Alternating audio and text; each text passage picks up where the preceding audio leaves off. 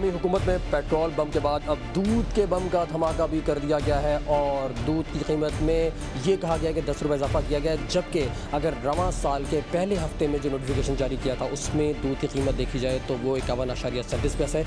उस लिहाज से हालिया कीमत तकरीबन 13 रुपये बनती है। हम बात करें कमिश्नर कराची रोशन अली शेख साहब से। शेख साहब, हाल ही में दूध की कीमत में इजाफा किया गया है, तो अब जो दूध की कीमत है नए नोटिफिकेशन के मुताबिक, जो नोटिफिकेशन हमारे पास भी है, ये 64.50 रुपये पर लीटर डेयरी फार्मर के लिए और होल सेलर के लिए 67 रुपीज़ और रिटेलर के लिए 70 रुपये ये कर दी गई है। तो आपको नहीं लगता कि इस इजाफे से आवाम पर बोझ पड़ा है? देखिए, बोझ इसलिए नहीं पड़ा कि गुज़श्ता 1.5 साल से 60 रुपये पे उसको फ्रीज़ किया गया था, मुंजमद किया गया था और प्राइस नहीं बढ़ाई गई थी।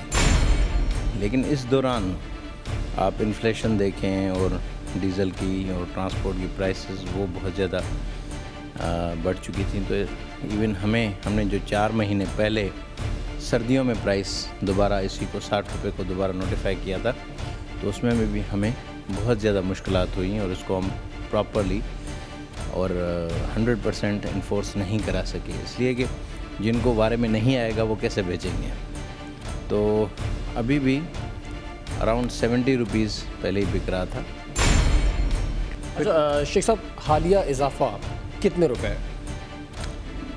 देखें, वो तो है गुज़श्ता 1.5 साल से 60 रुपये पे था, तो रिटेल प्राइस पे अब 70 रुपीज़ है और ये एक जायज़ मुनाफा है। इससे ज़्यादा कि किसी किस्म की डिमांड करना वो नाजायज़।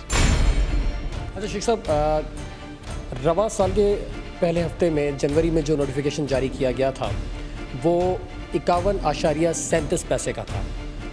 इस नोटिफिकेशन से पहले जो नोटिफिकेशन जारी किया गया था वो 51.37 पैसे का था। उस लिहाज से इजाफा 10 रुपये के बजाय 13 रुपये से ज़ायद का बनता है। नहीं, देखें, 51 प्याज नहीं 51 वाला नहीं था, वो 51 वाला था जो कास्ट डेयरी फार्मर को पड़ती है, लेकिन रिटेल प्राइस आप लेंगे जो कंज्यूमर को पड़ता है वो 60 रुपये था।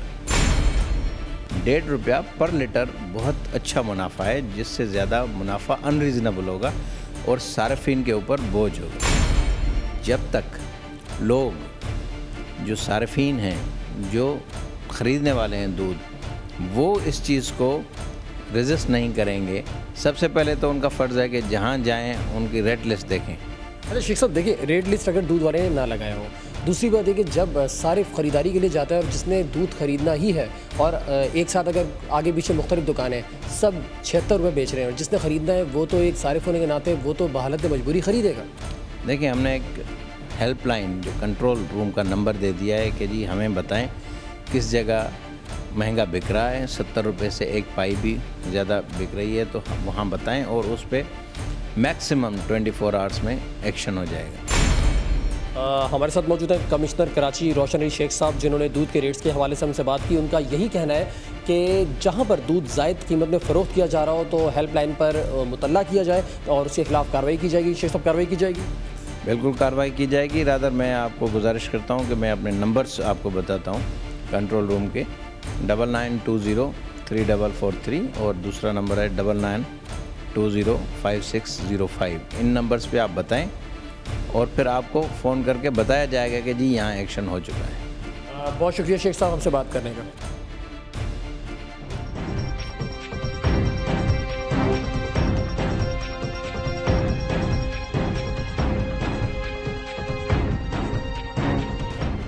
हमारे साथ मौजूद है all Karachi milk retailers welfare association के पैट्रन इन चीफ हाफिज़ गुलाम सरवर साहब, आपसे मैं ये पूछना चाहूँगा कि एक जानिब हम जो इससे पहले का नोटिफिकेशन देखते हैं उसमें 51.37 पैसे हैं और फिर अब ये जो इजाफा हुआ है ये कहा गया है कि 10 रुपये इजाफा हुआ है, लेकिन पुराने नोटिफिकेशन के मुताबिक तो ये इजाफा 13 रुपये 13 पैसे का बनता है। ये सूरत हाल क्या है?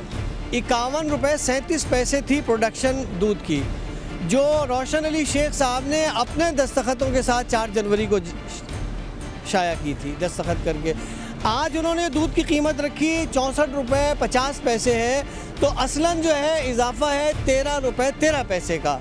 अब मसला ये हुआ है कि कमिश्नर साहब के जहन में था कि हम 6 से 10 रुपये बढ़ाएंगे, उन्होंने इस सिलसिले में मीटिंग बुलाई और मीटिंग बुलाने के बाद उनको कोई और मसरूफियत पड़ गई तो वो कहने लगे कि ये कमेटी के जो लोग बैठे हैं ये लोग आपस में कंसेंसस कर ले।